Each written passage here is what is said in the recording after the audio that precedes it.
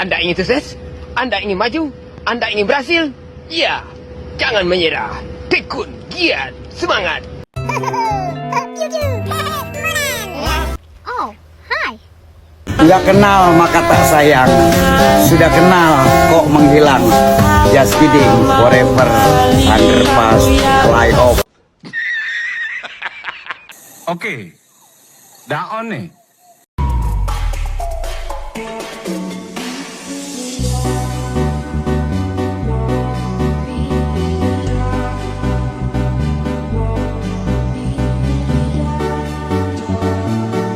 A few moments later. Bismillahirrahmanirrahim. Assalamualaikum warahmatullahi wabarakatuh. Dan salam sejahtera. Perkenalkan, nama saya Muhammad Putra Esa dari Prodi Akuntansi semester 7 akan mempresentasikan video UAS mata kuliah teori pengambilan keputusan. Soal nomor 1, bagaimana Anda akan mengidentifikasi masalah pada proposal penelitian? Yaitu kita perlu merumuskan indikator yang jelas dan spesifik untuk mengukur keberhasilan UMKM. Kedua, kita juga perlu menjelaskan metode penelitian secara detail, apakah menggunakan analisis statistik, studi kasus, atau wawancara, serta bagaimana data akan dikumpulkan dan dianalisis. Kita juga harus menjelaskan kriteria UMKM yang dimaksud, jumlah sampel yang akan diteliti, serta bagaimana sampel tersebut akan dipilih untuk memastikan penelitian memiliki validitas yang baik. Dengan memperhatikan masalah-masalah tadi, proposal penelitian dapat diperbaiki untuk memberikan kontribusi yang lebih baik dan jelas konkret dalam memahami peran QRIS dalam keberhasilan UMKM. Soal kedua, sebutkan dan jelaskan 3 kriteria keputusan yang akan Anda gunakan untuk menentukan solusi terbaik. 1. Relevansi dan konsisten data. Solusi terbaik harus didasarkan pada data yang relevan dan konsisten dengan tujuan penelitian. Dalam konteks ini, data yang digunakan untuk mengukur keberhasilan UMKM sebelum dan sudah menggunakan QRIS haruslah data yang akurat, terkini, dan mencerminkan realitas yang terjadi pada UMKM tersebut. Kedua, kemudahan implementasi. Solusi terbaik haruslah praktis dan mudah diterapkan di dunia nyata. Dalam hal ini, meskipun QRIS bisa memberikan manfaat, implementasinya pada UMKM harus mempertimbangkan sejauh mana dapat mengadopsi dan mengintegrasikannya dalam operasional mereka. Ketiga, dapat jangka panjang dan keberlanjutan. Keputusan terbaik harus memperhatikan dampak jangka panjang dari solusi yang diusulkan. Dalam konteks UMKM, pengguna QRIS bukan hanya untuk mencapai keberhasilan sesaat, tetapi juga untuk memastikan keberlanjutan dan pertumbuhan UMKM dalam jangka panjang. Soal nomor 3, bagaimana Anda mengalokasikan bobot pada kriteria yang telah Anda tentukan?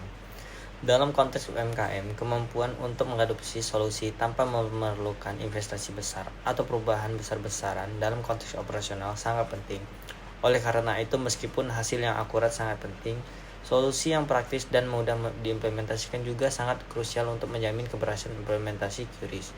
Dampak jangka panjang dan keberlanjutan juga sangat penting, tetapi untuk penelitian ini, fokus lebih besar diberikan pada data dan implementasi praktis terlebih dahulu.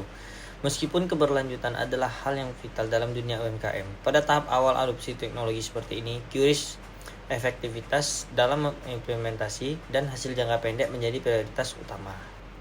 Soal keempat, sebutkan dan jelaskan minimal 3 alternatif solusi yang dapat diusulkan untuk mengatasi masalah yang tertulis dalam proposal saudara.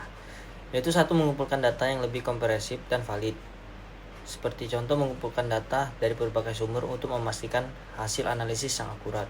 Kedua, pelatihan dan pembekalan kepada UMKM untuk menggunakan QRIS dengan efektif. Contoh, memberikan pelatihan dan edukasi kepada UMKM agar mereka dapat menggunakan QRIS dengan lebih optimal. Ketiga, penyusunan model bisnis berkelanjutan untuk UMKM menggunakan QRIS. Sebagai contoh, mengembangkan model bisnis yang mengintegrasikan QRIS dalam strategi jangka panjang untuk memastikan kelanjutan dan pertumbuhan UMKM. Soal nomor 5, bagaimana cara Anda menganalisis alternatif-alternatif tersebut? Jelaskan dengan metode yang relevan. Yaitu dengan cara penilaian terhadap setiap alternatif berdasarkan kriteria yang relevan. Kedua, pemberian bobot untuk setiap kriteria sesuai dengan tingkat kepentingannya. Nomor 6, berdasarkan hasil analisis, bagaimana Anda menentukan alternatif terbaik dan jelaskan. Orientasi data yang tinggi, alternatif secara langsung berfokus pada pengumpulan data yang lebih valid dan berkomprehensif, yang merupakan dasar dari analisis yang tepat dan hasil yang dapat dipercaya. Hal ini sangat penting dalam menganalisis perbandingan keberhasilan UMKM sebelum dan sesudah menggunakan QRIS. Pengaruh dan terhadap keberhasilan penelitian. Dengan data yang lebih lengkap dan valid, hasil penelitian akan lebih akurat dan dapat digunakan untuk membuat rekomendasi yang lebih tepat dan efektif bagi UMKM. Dampak jangka panjang, meskipun memerlukan usaha ekstra dalam pengumpulan data, pendekatan ini dapat memberikan wawasan yang lebih dalam mengenai pengaruh QRIS terhadap UMKM dalam jangka panjang yang dapat membantu kebijakan dan keputusan bisnis di masa depan. Selanjutnya, jelaskan rencana penerapan alternatif yang telah dipilih. Itu perencanaan pengumpulan data, mengumpulkan data yang lebih komprehensif dan valid untuk menganalisis keberhasilan UMKM sebelum dan sesudah menggunakan QRIS.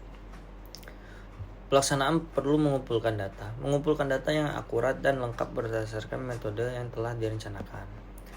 Ketiga, pengelola dan validasi data, mengelola data yang telah terkumpul dan memastikan kualitas serta validitasnya. Soal nomor 8, sebutkan langkah-langkah yang akan Anda ambil untuk mengevaluasi efektivitas keputusan yang telah diambil.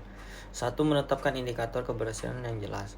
Sebelum mengevaluasi efektivitas keputusan, kita perlu menerapkan indikator yang jelas untuk mengukur keberhasilan pengumpulan data yang komprehensif dan valid. Kedua, pengukuran kualitas data yang diperoleh. Mengukur kualitas data yang telah dikumpulkan untuk memastikan bahwa data tersebut valid, relevan, dan memenuhi standar yang ditentukan. Ketiga, mengevaluasi proses pengumpulan data. Menilai apakah proses pengumpulan data dapat dilakukan dengan efektif sesuai dengan rencana yang telah dibuat. Demikian tugas video saya kali ini. Semoga apa yang saya sampaikan dapat bermanfaat bagi kita semua. Jika ada kekurangan mohon dimaafkan karena kesempurnaan sesungguhnya hanya milik Allah SWT saja. Saya akhiri, wassalamualaikum warahmatullahi wabarakatuh.